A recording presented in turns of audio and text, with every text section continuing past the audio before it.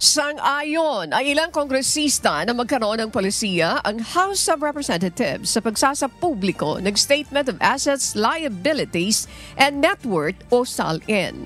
Isa na publiko na rin ni Kamanggagawa Party List Representative Eli San Fernando ang kanyang SALN na may net worth na 2.24 million pesos.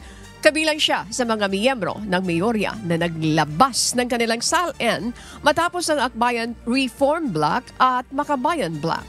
Nauna na ang sinabi ng Speaker Boji D. III na pag-uusapan ng liderato ng Kamara ang pagbuo ng panuntunan kaugnay ng paglalantad ng SALN ng House members sa publiko.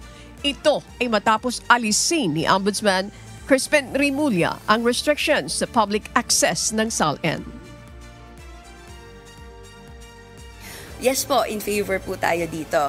And sana hindi lang sa House, no? Sa Senate, sa Malacanang, sa iba pang mga agencies ay magkaroon din ng similar memo para ipakita nila, no, na nasaan ba ang pag-iimbak ng milyones. Nasaan din yung ating mga opisyales na ino-observe yung Section 4H on simple living na dapat ay nasa batas. Pamumuhay ito ng mga opisyales, public officials.